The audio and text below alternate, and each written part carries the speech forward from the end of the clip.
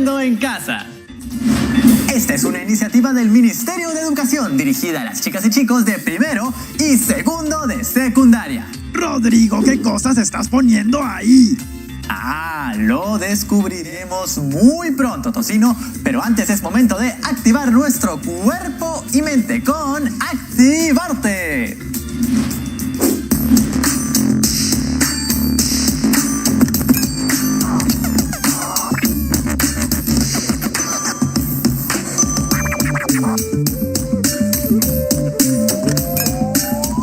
Gracias, Rodrigo. Mi nombre es Mariale y hoy vamos a mover cosas desde la agilidad de nuestros pies. Listo, vamos a la primera parte de este ejercicio. Vamos a hacer un six step. Es un paso de breakdance que consiste en 6 movimientos. Eso es lo que significa. Vamos a marcarlo primero arriba. ¿Comenzamos? Hacemos derecha, izquierda, derecha, izquierda, derecha, izquierda. Una vez más, despacio. 5, 6, 7, va. Y 1, 2, 3, 4, 5, 6. Recuerden que cuando estoy aquí, la derecha cruza atrás. Una vez más. 5, 6, 7, va. Y 1, 2, 3, 4, 5, 6. Más rápido. 5, 6, 7, va. Y 1, 2, 3, 4, 5, 6. Lo hacemos seguido a esa velocidad. 5, 6, 7, va. Y 1, 2, 3, 4, 5, 6. Y 1, 2, 3, 4, 5, 6. 1, 2, 3, 4, 5, 6. Ahora vamos a ir abajo. Este paso, este movimiento se hace en el piso. Vamos a cuclillas y mantenemos el apoyo en la media punta. Nunca la planta completa. Media punta para poder jugar con nuestro equilibrio y movernos más rápido cuando vamos de lado a lado. El primer movimiento que vamos a hacer es poner la mano derecha, apoyar la palma en el piso y estirar, patear para enganchar la pierna derecha. Y 1, 2, 3, 4, 5, 6. Si se dan cuenta, siempre estoy en la media punta justamente para tener ese equilibrio. Otra vez, 5, 6, 7, va. Y 1, 2, 3, 4, 5, 6. Una vez más, un poquito más rápido. 5, 6, 7, va. Y 1, 2, 3, 4, 5, 6. Lo hacemos 2 veces seguidas a esa velocidad. 5, 6, 7, va. Y 1, 2, 3, 4, 5, 6. Y 1, 2, 3, 4, 5, 6. Intentamos más rápido. 5, 6, 7, va. Y 1, 2, 3, 4, 5, 6. Y 1, 2, 3, 4, 5, 6. Una vez más, la última. Vamos todos juntos. 5, 6, 7, va. Y 1, 2, 3, 4, 5, 6. Y 1, 2, 3, 4, 5, 6. ¿Qué tal? ¿Listo? ¿Qué les pareció el ejercicio? Un reto, ¿verdad? Sí, no es fácil, pero la práctica funciona muy bien. Pueden repetirlo un montón de veces y les va a salir cada vez mejor. Los invito a probarlo y hacerlo cada vez más rápido. ¡Que eres un desordenado! ¡Ven a sacar esto de aquí! ¡Ese es mi espacio! Tocino, nuestras amigas y amigos ya están aquí. Cálmate, ¿sí? ¿Qué van a pensar?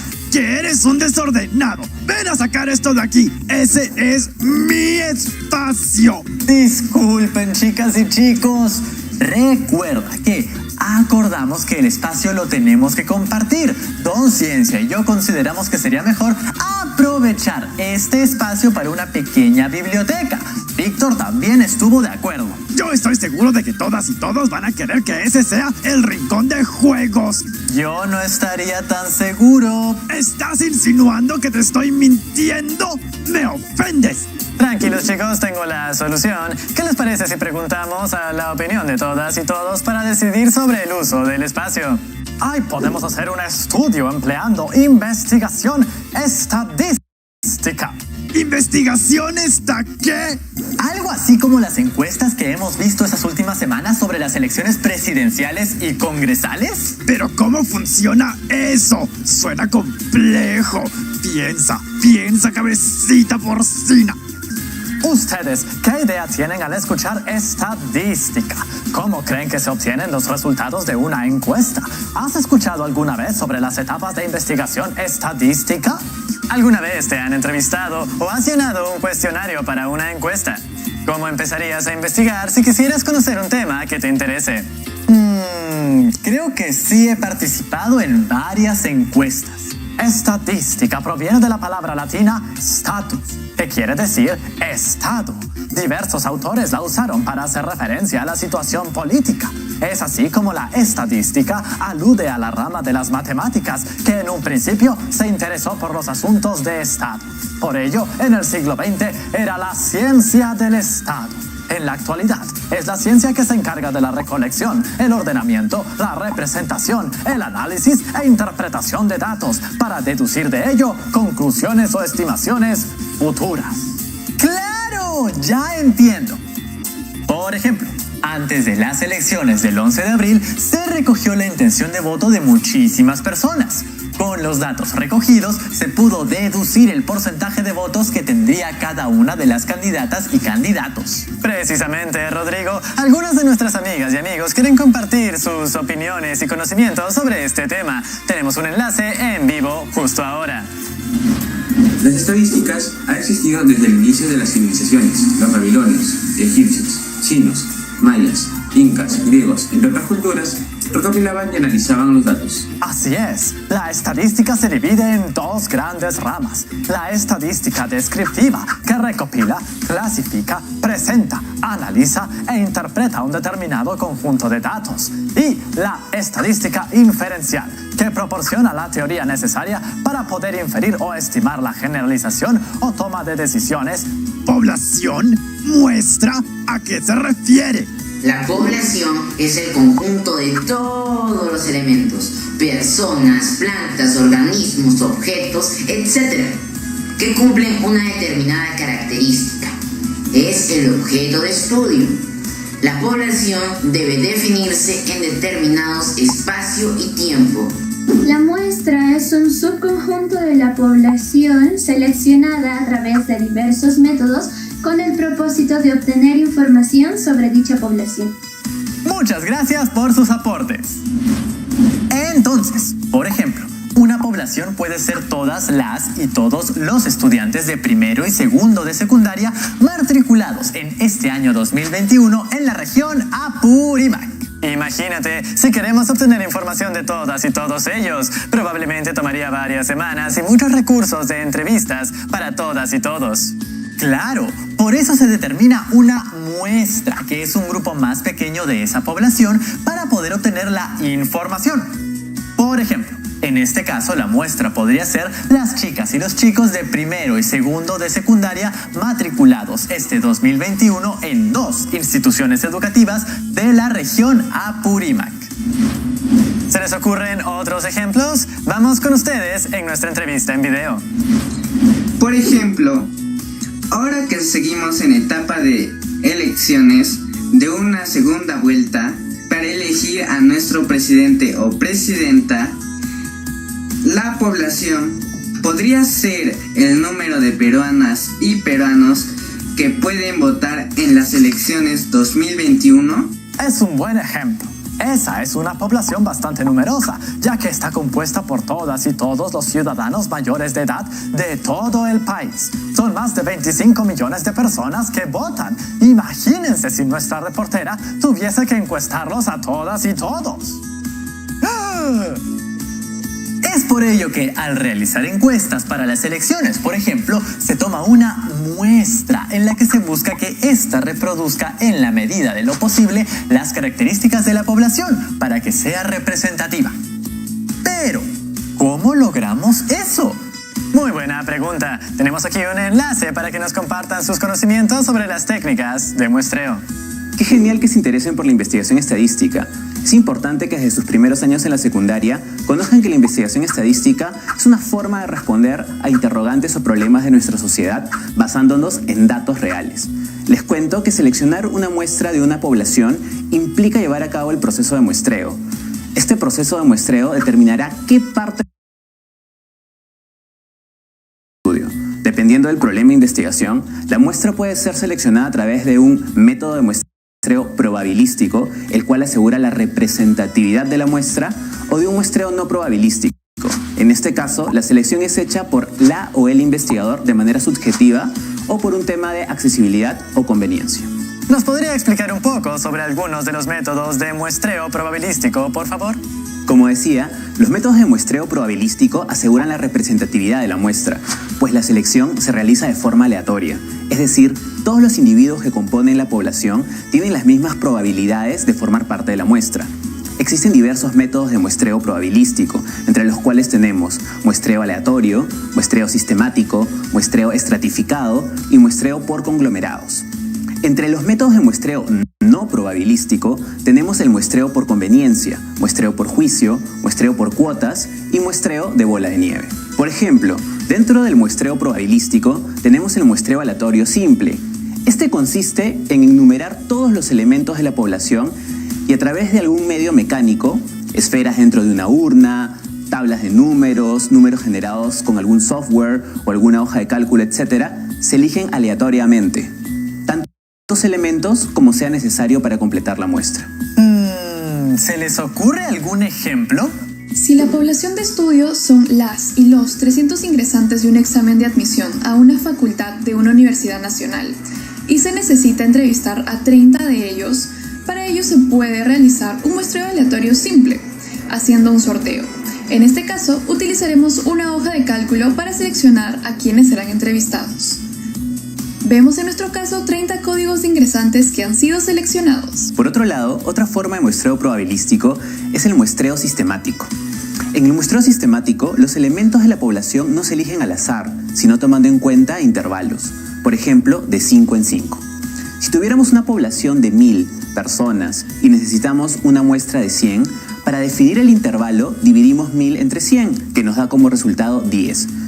Este será nuestro intervalo, es decir, elegiremos para la muestra al individuo 10 de la lista, luego al 20, al 30 y así sucesivamente hasta completar los 100 que necesitamos. Veamos si entendí.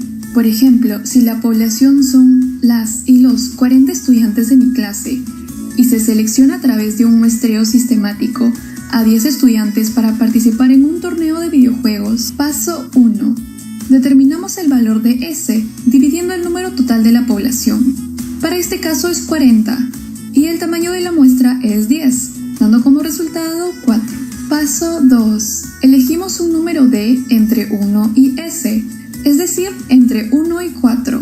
Quiere decir que D puede ser 1, 2, 3 hasta 4. Para nuestro ejemplo, elijamos el número 2, entonces D sería 2. Paso 3.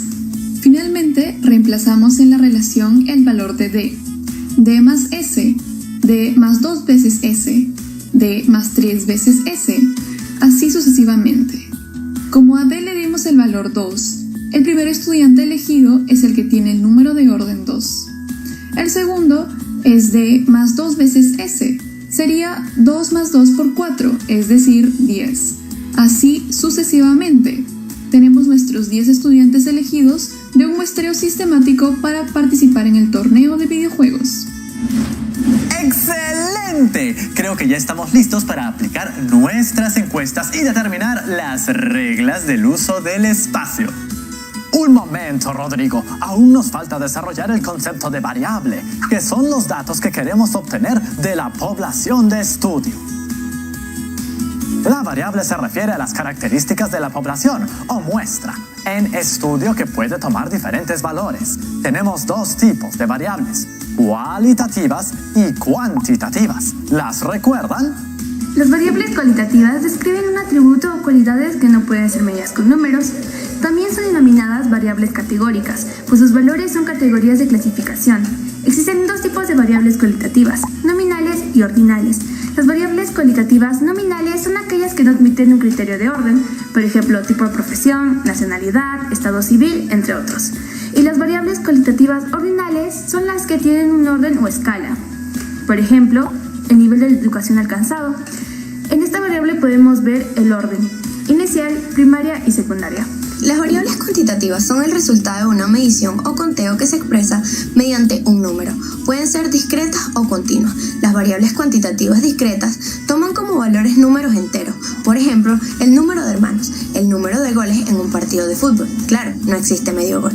Las variables cuantitativas continuas pueden asumir cualquier valor dentro de un determinado intervalo. Es por ello que pueden ser números decimales, por ejemplo, la talla de una persona, que puede ser 1,65 metros y un peso de 75,4 kilogramos, entre otros. Veamos si nos ha quedado claro.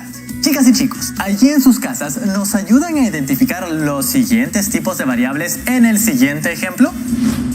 La cantidad de libros que tiene una escuela, la talla de un adolescente, el lugar que ocupa un atleta en una competencia, la profesión que quieres o quisieras seguir al terminar tu secundaria. ¡Yo sé!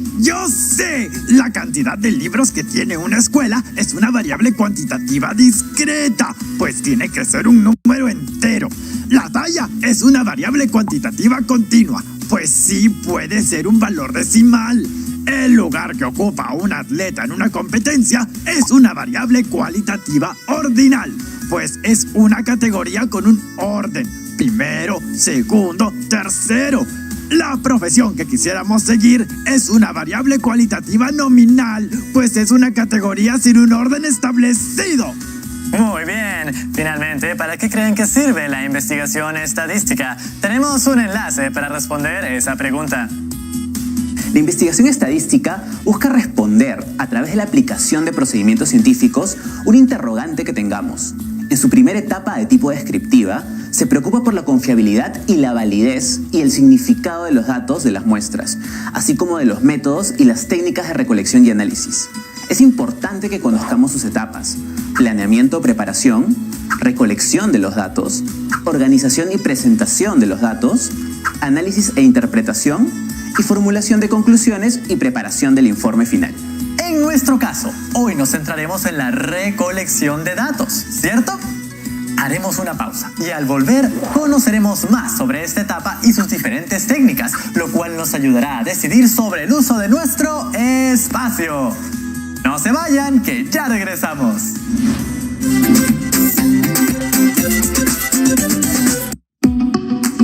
TV Perú, pongo el hombro.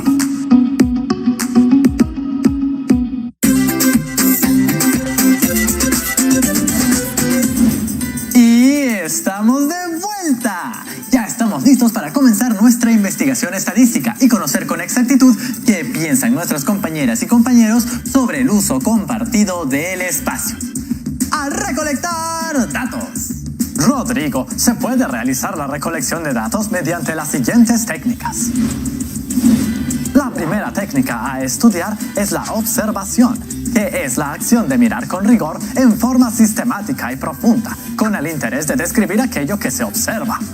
En segundo lugar, tenemos la técnica documental, que es un tipo de observación que busca datos en documentos, fuentes escritas o gráficas de todo tipo, como documentos académicos, actas e informes o documentos personales. En tercer lugar, tenemos a la entrevista, que es un diálogo intencionado entre personas.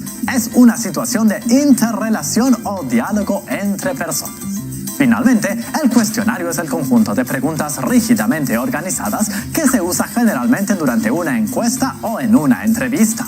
Si bien tanto en una encuesta como en una entrevista se necesita un cuestionario, en la encuesta se obtiene la información tal como se necesita, con propósitos estadísticos, mientras que en una entrevista existe una interrelación o diálogo entre personas.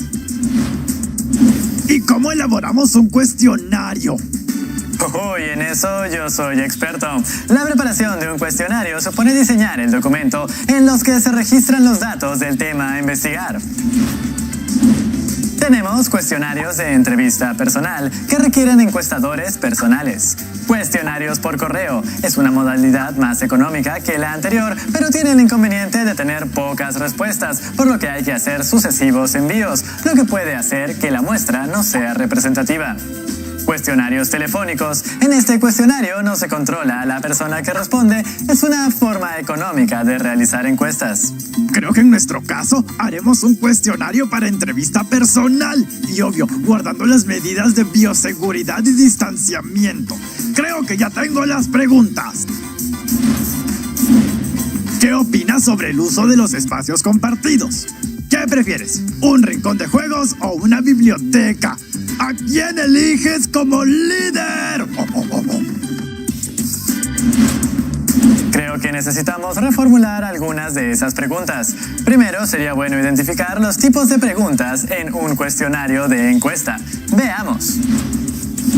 Tenemos preguntas abiertas y cerradas. Dentro de las preguntas abiertas tenemos las preguntas literales y dentro de las preguntas cerradas están las preguntas dicotómicas y de elección múltiple. Las preguntas abiertas son preguntas que no limitan de antemano las alternativas de respuesta. El encuestado tiene libertad para responder, lo cual puede generar diversidad de respuestas. Dentro de esta categoría tenemos preguntas literales, que son preguntas abiertas cuyas respuestas se expresan con una breve palabra o cantidad. Por ejemplo, el estado civil, la ocupación, lugar de nacimiento. Preguntas cerradas son aquellas que contienen categorías u opciones de respuesta en un número limitado de opciones fijas. Esta, a su vez, se divide en dicotómicas y de elección múltiple. Las preguntas cerradas dicotómicas son aquellas preguntas que solo tienen dos alternativas de respuesta, como por ejemplo preguntas que se pueden responder con sí o no. Se deben utilizar solo para temas muy bien definidos que admiten dos alternativas como respuesta. Preguntas cerradas de elección múltiple son aquellas preguntas que tienen una determinada cantidad y forma de respuesta, sobre las cuales hay que realizar una elección. Esas preguntas son como las de los exámenes, que tienen preguntas con respuestas para marcar. ¡Claro! Solo puedes elegir una de las alternativas ya definidas. Dentro de esta categoría también se encuentran las preguntas con respuesta en un grado de intensidad. Sus respuestas indican un grado de intensidad dentro de una escala creciente o decreciente, ascendente o descendente. Como esas preguntas de las encuestas de restaurantes. ¿Qué tal te pareció nuestro servicio? Muy bueno, bueno, regular, malo. Creo que en este caso podríamos preguntar algo como: pregunta abierta. ¿Qué opinas sobre el uso de los espacios compartidos? Pregunta cerrada dicotómica. ¿Crees que es importante tener una biblioteca en nuestro set? Aquí la respuesta sería sí o no. Pregunta cerrada de elección múltiple. Esa sería la siguiente. ¿Dónde crees que podríamos poner la biblioteca? Las respuestas pueden ser en el rincón, en el centro del set, en el fondo. Me parece bien. Falta la pregunta sobre quién quiere que sea su líder y decida sobre todo lo demás. Tocino, un verdadero líder es quien escucha a las y los demás. Asimismo, busca el diálogo y la toma de decisiones que representen la voluntad de todas y todos los que componen una comunidad. De eso trata la democracia. El poder lo otorga el pueblo, por lo que lo central es que quien haya sido elegido para estar a cargo trabaje por el beneficio de todas y todos, no para hacer lo que le convenga a título personal. Pero esa es una gran responsabilidad. Así es. Además, también es una responsabilidad para todas y todos los que componen una comunidad, pues tienen el deber de mantenerse vigilantes y asegurarse de que el trabajo de las personas a quienes les han otorgado el poder genere bienestar. ¡Claro! Eso es lo que nos toca ahora como ciudadanas y ciudadanos. Informarnos, informar, exigir que nuestras autoridades realmente trabajen por el bien común de todas y todos los que componen la comunidad. Existen muchos mecanismos a través de los cuales podemos tener una participación activa, no solo cuando hay elecciones de nuestras autoridades, sino también en las juntas vecinales, el presupuesto participativo distrital, en nuestro municipio escolar, entre otros. Entonces comencemos con esas entrevistas. La población somos los 10 que conformamos la comunidad de Aprendo en Casa en este set.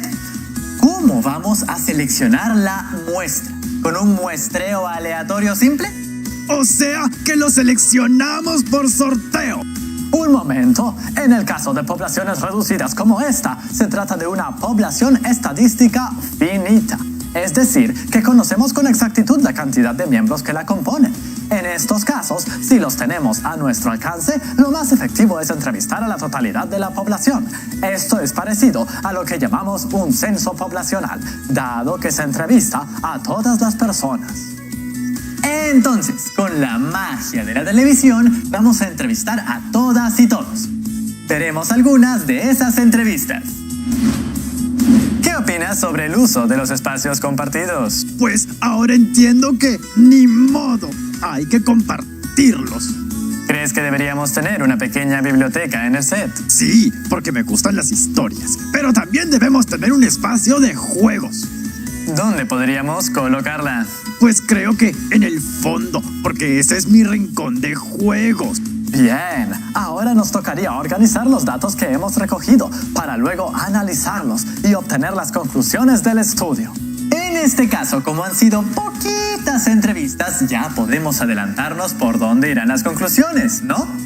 Pues sí, Rodrigo, ganaste. Vamos a poner la biblioteca donde tú dijiste.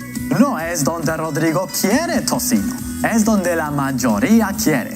Somos una sociedad democrática. Tenemos un enlace directo en directo con nuestra docente del día. Buenas tardes. Quiero felicitarlos por los conocimientos que han compartido el día de hoy. La investigación estadística es una excelente herramienta con la cual a través de diversos métodos podemos responder alguna pregunta o interrogante que tengamos recogiendo datos reales de la población de estudio a través de la selección de una muestra, de modo que podamos tomar decisiones acertadas. Como pueden ver, el punto de partida siempre será la existencia de un problema. A partir de ello, el día de hoy conocieron sobre las etapas de la investigación estadística que son planeamiento o preparación, recolección de los datos, organización y presentación de los datos, análisis e interpretación de los datos, formulación de conclusiones y preparación del informe. Asimismo, profundizaron sobre el planeamiento y recopilación de datos como punto de partida para realizar cualquier estudio. Finalmente, han resaltado la importancia de la participación democrática en su comunidad. ¿Ustedes en qué consideran que pueden aplicar lo que han aprendido hoy? ¿Qué preguntas o interrogantes creen que pueden resolver con la investigación estadística? Docente del día, tengo una duda. ¿Cómo podemos realizar entrevistas o aplicar encuestas en el contexto en el que estamos? Pues en el contexto en que estamos, donde no es recomendable salir de nuestros hogares, podemos aplicar nuestra encuesta o entrevista por medio de redes sociales, mensaje de texto, correo electrónico o llamada. Esto nos ayudará a seguir cuidándonos y prevenir los contagios de la COVID-19. ¿Cuántas encuestas debo aplicar para mi investigación? Eso depende de tu pregunta de investigación y de la población de estudio.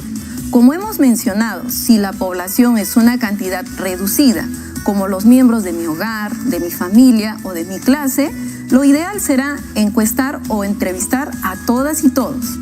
En cambio, si una población es mayor, como todos los estudiantes de mi escuela o los docentes de mi región, será ideal elegir una muestra para hacer viable el estudio. Pueden ver que iniciar el aprendizaje de la investigación estadística de la secundaria nos servirá toda la vida escolar, universitaria y profesional. Siempre vamos a tener preguntas que resolver y temas que investigar. ¡Excelente! Muchas gracias a nuestro docente del día. ¿Recuerdan nuestra gran incógnita? Con los insumos de hoy sobre la investigación estadística tenemos una herramienta para conocer la diversidad de una población y así promover la participación democrática. ¿Qué preguntas o interrogantes creen que pueden resolverse con la investigación estadística? Ahora te toca a ti. Piensa en alguna pregunta que puedas responder por medio de una investigación estadística. Prepara tu cuestionario. Ya te hemos presentado todas las herramientas. Entonces, manos a la obra. Recuerda que si tienes alguna pregunta, puedes hacérsela llegar a tu docente. Ya nos vemos, chicas y chicos. Eso fue todo por hoy. Chao, chao.